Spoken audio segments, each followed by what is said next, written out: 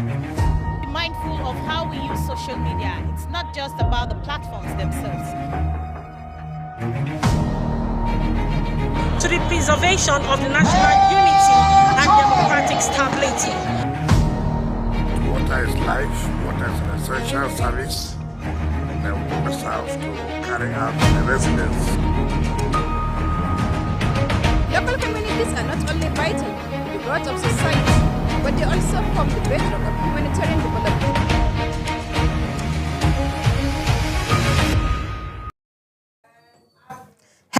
Welcome to the report and current affairs program that goes beyond and accounts and depth analysis of unfolding issues, ensuring balance, credible, and comprehensive. Annie T. Patrick. Be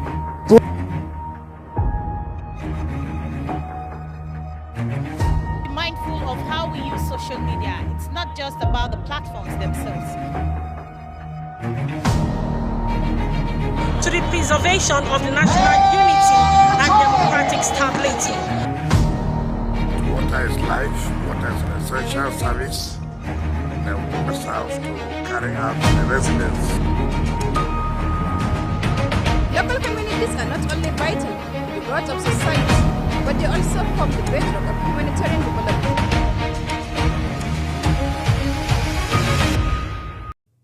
Hello and welcome to The Reporter, a news and current affairs program that goes beyond the headlines, bringing reporters from the field to give first-hand accounts and in-depth analysis of unfolding issues, correspondence perspective, ensuring balanced, credible, and comprehensive storytelling.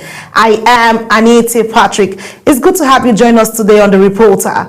The federal government says it is intensifying bold reforms to ensure no Nigerian is denied health care due to cost, distance, or lack of services.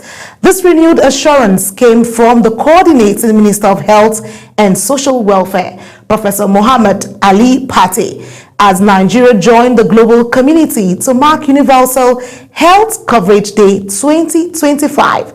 Zarau Nasir has the details.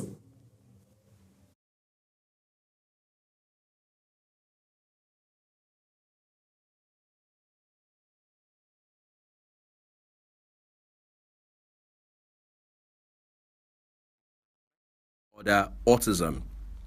Years of research demonstrate that there is no causal link between vaccinations and autism or other neurodevelopmental disorders. Yet, Robert F. Kennedy Jr., America's health chief, has long voiced anti-vaccine rhetoric and inaccurate claims connecting the two. However, WHO's Ghebreyesus told a press conference in Geneva that autism is not a side effect of vaccines. Vaccines are among the most powerful, transformative inventions in the history of humankind. Vaccines save lives from about 30 different diseases, including measles, cervical cancer. Well, we apologize for that mix-up. We'll take Zara's reports subsequently. But let's quickly tell you other stories happening in the world of politics. Well, there's a whole lot playing out in the world of politics. But let's quickly tell you that the leadership crisis within the People's Democratic Party, PDP, has entered a new phase as the factional National Working Committee, chaired by Tanimo Turaki San, convened a high-profile meeting in Abuja with national ex-official members, National Assembly members, and other party stakeholders. The engagements are aimed at stabilizing the opposition party structures ahead of the 2027 general elections. Our political correspondent, Ubong Usoro, was there for Global TV. The Turaki-led PDP National Working Committee held a strategic meeting with a broad cross-section of party leaders, including ex-official members, National Working Committee members, and the National Assembly caucus, to discuss the way forward for the opposition party. The gathering comes amid National Convention in Ibadan, which produced Turaki and other NWC members for a 4-year tenure. Turaki described the consultations as crucial to strengthening party's cohesion and preparing for electoral competition in 2027. We are going to take this party back to the people. So if we are going to take this party back to the owners, who are Nigerian people. Speaking to key stakeholders, Turaki reiterated that the series of engagements, which include discussion with state chairman and party ex-official members, affirmed the legitimacy and acceptance of his leadership. At any point in time, you will be in a position in your own right to represent this party and to tell anybody who may need to know what the party is doing, what actually we are doing. The Turaki-led NWC has continued to reinforce its position. In a recent development, the party issued formal certificates of expulsion to several key figures, including Nyesom Wike, Ayodele Fayose, and Samuel Anyanwu, over alleged anti-party activities, signaling a hardline stance from the incumbent leadership. Ubong Usoro for Global Television News.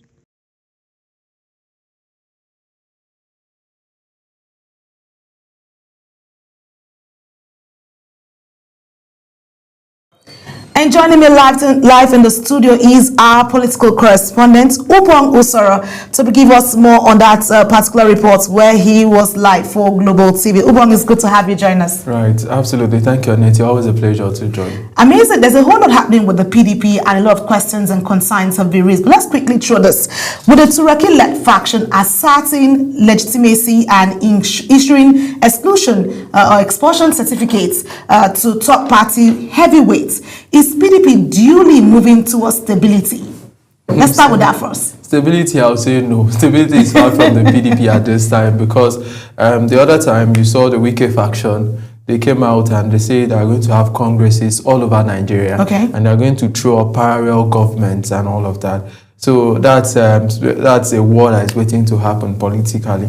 And now the Turaki faction, they have been endorsed by 28 state chairmen. They came all the way from different states into Abuja. Niger State chairman of the PDP, Ebonyi State, different other states. 28 chairmen came to say, Turaki, we are with you. We are in support of you. And these are people that are controlling state chapters of the party. And like yesterday, I spoke to Governor Adeleke. He said why Governor Adeleke left the PDP was that the party is in shambles and people are leaving. So is the PDP going to settle this issue at the time? I think no, because now I'm not even seeing any other statement in the PDP that can call two of the warring factions together. People that could do that is Goodluck Jonathan and maybe Atiku Abubakar. Atiku Abubakar has left the PDP. Goodluck Jonathan seems not to be interested in whatever is happening in the PDP. So who else? I've not seen. But do you think they will listen to Goodluck Jonathan at the moment, because he's far away from a whole lot of things? Yeah, I think he still has that political patronage to call the both sides to order. He could call Sam Anyanwu, he could call Turaki, worked with him as his SA, so he could speak to him. So and Wike supported. So it still has that leverage, or maybe Atiku Abubakar. But at this moment, there is no elder statesman in who can hold the two parties together. I see. So are these actions deepening the cracks ahead of 2027? Because that's the question a lot of Nigerians are asking. Are these people even ready for the political drama? I'm calling it drama because we're going to see a lot of drama play out in 2027. Let me even shock you, Anity. If the PDP does not handle this well, they may not have candidates across board all over the federation. Have you seen the way the governors are moving? They've lost 5 governors in 6 months. 5 governors. Governor Fubara has left. Just joined. Yes, Akwa Ibom State governor left. Governor Peter Amba left the party. 5 governors in 6 months. So how do you move the weight for 2027? That's the question right now, because I see this as real frustration for the supporters of the party. Absolutely. Those who have confidence, who want to buy from in the PDP, they may be thinking about other platforms now. And it's not the best. There's something that they say, a house divided against itself cannot stand. Exactly. So this is where the PDP is sad at this time. So let's look at, given this ongoing leadership disputes and the fallout from Ibadan Convention, what practical steps must the PDP take now to rebuild cohesion and also present a united front as Nigeria's WHO's leading opposition party. Right. Do you think this is the leading they opposition have to pay me now for consultation, so I can give them for free. They have to sit down and look at itself and say, what do we want at this time? What is it in? It should not be about me. Not yes or Wike. It should not be about Omagun, Bala Muhammad, Maninde. There are a lot of persons who are involved in this fighting. Personality, ego problems. Can they set aside their ego for once and say, what is in it for? This is a platform that belts you. You don't do it like this. Yes or Wike, you would not have been the minister you are today if not for the PDP. Sheyi Makinde, you would not be governor if not for the PDP. So come back and build this house, because a lot of Nigerians believe and depend on the PDP to provide an alternative to our democracy. Okay, thank you so much, Ubong. Always a pleasure having you talk politics with us on the Reporter. Amazing. Move ahead to the story I had talked about the health sector earlier with Zara Nasiru there. Let's take that report and we'll be right back.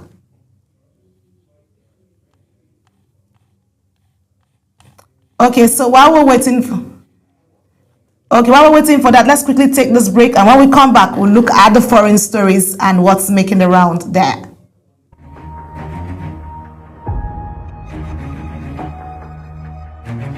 Be mindful of how we use social media. It's not just about the platform. And democratic stability.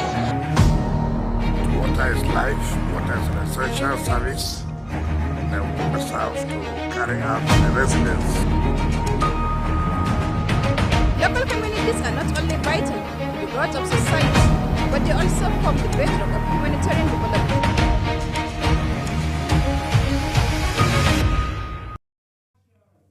And on the foreign scene, a new analysis by the World Health Organization, WHO, has reaffirmed that there is no link between vaccines and autism, contrary to theories being propagated in the United States. WHO's Director General Tedros Ghebreyesus says this is therefore such review of the evidence following similar reviews in 2002, 2004, and 2012. Here is Uyi Agumofegbe with the reports.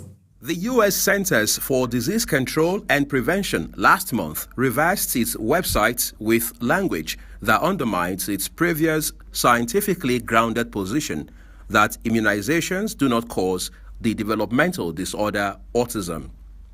Years of research demonstrate that there is no causal link between vaccinations and autism or other neurodevelopmental disorders. Yet, Robert F. Kennedy Jr. inaccurate claims connecting the two. However, WHO's Ghebreyesus told a press conference in Geneva that autism is not a side effect of vaccines. Vaccines are among the most powerful, transformative inventions in the history of humankind. Vaccines save lives from about 30 different diseases, including measles, cervical cancer, malaria, and more. Like all medical products, vaccines can cause side effects, which WHO monitors, but autism is not a side effect of vaccines. A purported connection between the measles, mumps, and rubella vaccine and autism stems from a flawed study published in 1998, which was retracted for including falsified data. In 1998, a study was published in The Lancet that purported to show a link between vaccines and autism spectrum disorders. The study was later shown to be fraudulent and retracted, but the damage had been done, and the idea has never gone away. Tedros stated that over the past 25 years, under 5 mortality has plunged by more than half, from 11 million deaths a year to 4.8 million, with vaccination being a major reason behind the drop. Uyi Agumofegbe reporting for Global TV News. And joining me live in the studio again is Uyi Agumofegbe to bring us up to speed with that story of vaccine, because that's one story and autism that I'm actually interested in. Uyi, it's good to have you as always. Well, thank you so very much, and it is a pleasure to be here. All right, so let's look at this. With the WHO once again confirming that vaccines do not cause autism, why do false claims continue to gain traction, especially in countries with strong scientific institutions like the United States of America. There's a history about that, Anita, that goes back 27 years. In 1998, there was a report that falsely claimed that there was a direct correlation scientifically, right, between vaccines and autism. Of course, that was very sensitive, and it's a lot of strong emotional elements around it. So people bought into it, as false as it was. But then, of course, there had been researches in 2002, 2004, and even in 2012 that proved very clearly, scientifically, that look, there is no nexus, there's no connection between vaccines and autism, all right? But then we saw what President Trump had done with issues around COVID and vaccine while he was in office during his first term. He was railing relentlessly against vaccines, saying that vaccines had issues, trying to convince Americans and people around the world about their beliefs or their trust in vaccines and things like that. And that has made the work of the United Nations even more difficult, especially agencies like UNICEF and so on and so forth, because they would have to time and again enlighten the public about how that their perception or their misconceptions around vaccines needs to be addressed. And that's exactly what this report is about, to say that, look, vaccines are some of the most intelligent, most brilliant, most valuable inventions that we've seen in the history of mankind. And of course, like you saw with Dr. Ghebreyesus, it's vaccines that have helped to cut down things like the impact or the adverse impact of HIV/AIDS, malaria, cancers of different kinds and things like that. So this is again more work being done to ensure that that's wrong perception, that's wrong narrative around vaccine reversed. So I like the fact that it's trying to see, but my concern is how can global health agencies manage or rebuild public trust with the fact that vaccines are good, following the trend of misinformation, which is a major concern. We've seen misinformation from fake news. Like you said, allegedly, that wasn't the primary thing, but vaccines are good. It has its own impact, but the public trust now is a concern. How can this be rebuilt? Interestingly, let's start from the home front here. Look at what we have done with vaccines in the northern part of Nigeria, in particular regarding polio. On more than one occasion, Nigeria has been designated a polio-free country. That was a milestone for us regarding our efforts in the area of health and things like that.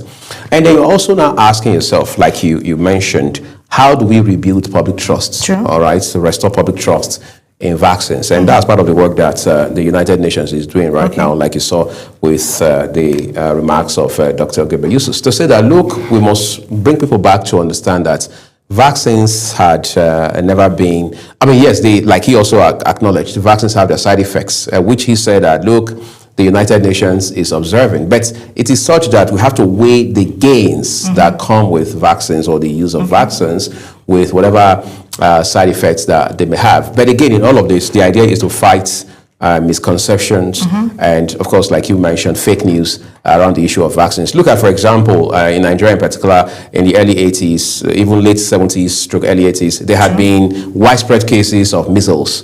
It was with the help of vaccines, largely so, that scourge was fought at the time. And we've seen what vaccines have done. And now there's malaria vaccine in Africa. We've seen how that is also revolutionizing the way malaria is being handled on the continent. So the work that has to be done going forward, which is something that requires collaboration across the world, is to help rebuild that trust. And one way to do that is through such campaigns as we are featured on the news tonight. Okay, always a pleasure to have you, Oyi. You know how we do it. I'm always giving us information as needed. Thank you so much.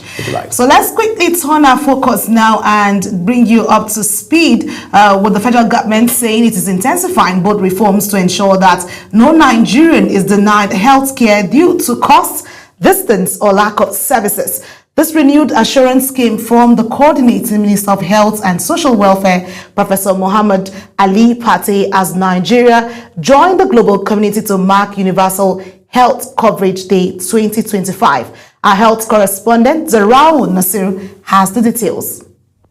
At the ministerial press briefing in Abuja, stakeholders across the health sector, national agencies, international partners, and development organizations converged to assess Nigeria's performance and future priorities on the long road to universal health care. The Coordinating Minister of Health and Social Welfare, Professor Muhammad Ali Fati, noted that while countries around the world still struggle to guarantee equitable access, Nigeria is responding with coordinated system reforms aimed at strengthening primary health care, improving insurance coverage, and expanding essential services. He highlighted findings from the 2025 Citizens Perception Survey, which indicate a growing public confidence in the Nigerian health sector, an improvement he attributes to ongoing reforms. The minister urged all actors to intensify efforts to deliver quality, affordable health care. In 2025 Citizens Survey, the confidence that this government considers public opinion in health system decisions increased from 42% to 47% between the 2 years. The trajectory of the health system, more than 55% endorse the trajectory of the health system. It tells you that yes, we're making progress and there's a lot more to go. If Nigerians don't have confidence in it, then but because we're seeing signal that our citizens are endorsing the direction, we feel even more confident. And the confidence in the government's capacity to effectively manage health emergencies also improved. The World Health Organization's representative, Dr. Faibal Orsu, emphasized the urgent need for stronger financial protection mechanisms to shield vulnerable groups, especially low-income households and people with chronic diseases, from catastrophic out-of-pocket payments. We are calling the governments, local authorities, state authorities, communities, private sector to invest in health, to really allocate more resources, prepaid resources for health services as a measure to address the out-of-pocket spending. The evidence is saying that more resources are allocated through domestic channels to health. This year's Universal Health Coverage Day is themed on affordable health costs. We are sick, a call to action for countries to remove financial barriers and promote accessible, people-centered health systems. As Nigeria renews its pledge to rebuild a healthier, more resilient nation, stakeholders see the real test lies in sustaining reforms that guarantee not just access but equity, quality, and protection for all. Zahra Nasr, reporting for Global TV News. And joining us now is our health correspondent, Zahra Nasr, to give us more on that report she covered earlier in the day. Hello, Zahra. It's good to have you join us on the reporter. Hello, Zahra. Hello, good evening. Hello, good evening. Okay, amazing to have you, Zahra. But let's look at this. With the government's reforms underway, how confident are Nigerians that these efforts will truly eliminate financial and geographical barriers to healthcare, especially for low-income families and people with chronic illnesses? Well, let me start by the day, which is celebrated every 12th of December. It is a day that is the global rallying point to advocate for 100 millions of people still waiting for access to affordable health care. It also serves as a powerful reminder of the urgent need to achieve universal health coverage. Okay. Under the theme, are you here? Are you listening? Please go ahead. Under the theme, universal health care coverage is affordable health cost. It's unaffordable health cost.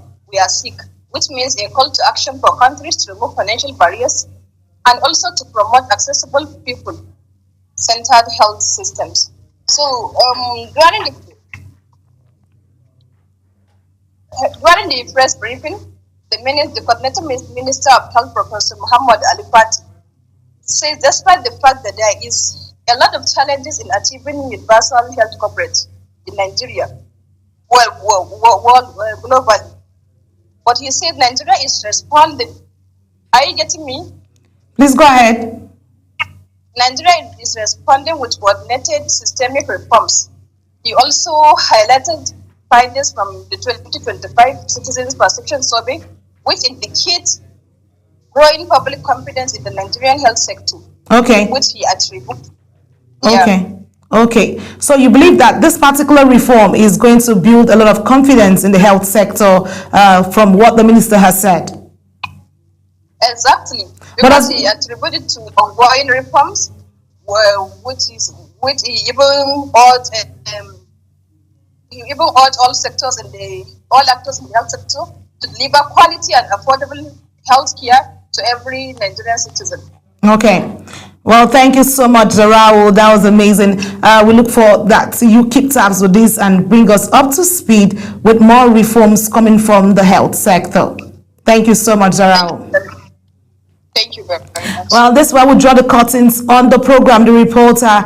Don't forget that The Reporter comes up on Global Television on DSTV channel 365 and on Star Times channel 276. To also follow us across all our social media platforms, kindly use the angle used at Global TV NG as displayed on the screen for more updates coming to you. And that's it. I am Aniete Patrick. Have a lovely day ahead of you.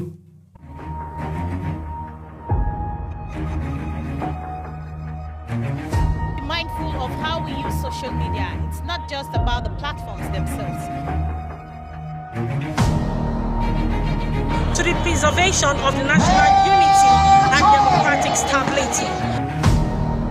Water is life, water is an essential service, and we must have to carry out the residents. Local communities are not only vital to the growth of society, but they also form the bedrock of humanitarian development.